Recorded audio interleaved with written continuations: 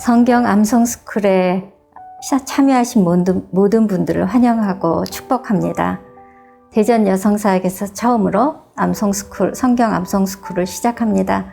이재훈 담임 목사님과 교회가 지금 추구하는 방향은 통당의 플랫폼을 활용하여 다양한 양육이 이루어지도록 하는 것입니다. 그래서 여성사역에서도 처음으로 통당의 아이템으로 성경 암송스쿨을 시작합니다. 대전 여성사역에서는 큐티 나눔방과 나눔방을 통하여 말씀 묵상이 그동안 여성사역의 영성의 예배와 함께 가장 중심에 있었습니다. 성경 암송을 통하여 말씀이 우리 내면에 깊이 기억되는 말씀의 힘으로 말씀 묵상과 더불어 예배의 은혜를 더 깊이 경험하게 될 것이라고 믿습니다. 성경은 우리에게 하나님의 구원에 관한 지식과 하나님과 동행하는 삶에 필요한 여러 지침들을 주기 위해 기록되었습니다. 성경을 배우고 삶에 적용하는 것은 모든 그리스도인들에게 매우 중요한 것입니다. 하나님 말씀을 배우고 하나님 말씀을 통해 하나님을 만나는 방법에는 설교와 성경 읽기, 그리고 성경 공부, 암송과 말씀 묵상이 있습니다.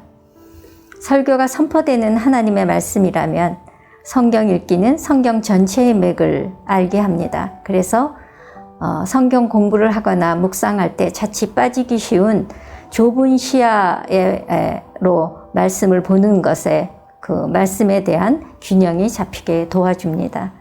그리고 암송은 하나님의 말씀을 마음판에 새기는 겁니다. 지금은 자연을 훼손시키지 않기 위해서 금지하고 있는데 예전에는 사람들이 관광지에 가면 돌에 자신의 이름을 새기고는 했습니다. 돌에 이름을 새기려면 얼마나 여러 번 또 쓰고 또 써야 될까요? 그처럼 암송은 마음판에 말씀을 계속해서 잊어버리지 않기 위해서 외우고 또 외우는 것입니다. 제가 신학교 다닐 때 헬라어를 공부할 때 단어를 외우기 위해서 정말 기억이 안 돼서 또 외우며 마음판에 마치 새기듯이 외웠던 기억이 납니다. 왜 마음판에 새기듯이 성경 말씀을 암송해야 될까요? 어떤 유익이 있을까요? 성경 구절들을 통해서 살펴보겠습니다. 시편 119편 9절과 11절에서 말씀하시기를 청년이 어떻게 그 길을 깨끗하게 지킬 수 있겠습니까? 주의 말씀을 따라 주의하는 것입니다. 내가 주께 죄를 짓지 않으려고 주의 말씀을 마음에 품었습니다. 라고 말합니다. 시편 119편은 하나님 앞에 깨끗한 마음을 지키기 위하여 주의 말씀을 마음에 품었다고 말합니다. 하나님 말씀을 마음판에 새기면 그 말씀을 마음에 깊이 간직한다면 그 말씀이 죄를 짓지 않게 우리 마음을 지켜준다는 뜻이기도 합니다.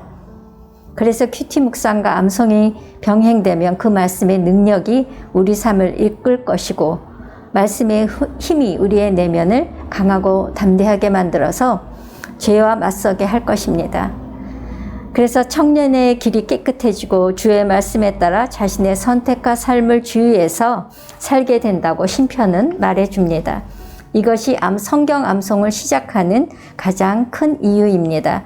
혼돈의 시대를 살면서 우리가 붙들고 살아야 되는 삶의 기준이 되고 나아갈 푯대가 되는 하나님 말씀이 우리 마음에 품어져 있다면 우리 위기 속에서도 그리고 고난 속에서도 결코 흔들리지 않을 것입니다. 말씀의 등불이 우리를 인도할 것이고 죄에 빠지지 않게 지켜줄 것이기 때문입니다. 예수님도 광야 시험을 마치시고 사탄의 시험을 받으실 때 기록된 말씀으로 물리치셨습니다. 이것이 말씀의 능력이고 권세입니다. 그 말씀은 하나님의 말씀이기 때문입니다. 말씀을 내면에 기억하여 마음에 담아 놓으면 기도할 때 말씀으로 선포하며 기도할 수 있고 또 큐티 묵상할 때에도 서로 연결되어 더 깊은 묵상으로 인도함을 받게 될 것입니다. 그래서 신명기 11장 18절에서 말씀하기를 나의 이 명령을 너희 마음과 생각에 단단히 새기고 너의 손목에 메고 이마에 두르라고 말합니다. 즉 지워지지 않게 마음과 생각에 단단히 품고 품고 행하는 손목에 메고 생각하는 이마에 두르라고 말하는 것입니다. 또 잠언 7장 3절에서는 우리가 하나님 말씀을 통해 지혜롭게, 의롭게, 공평하게, 정직하게 행동하도록 교훈을 얻게 하려는 것이라고 말합니다.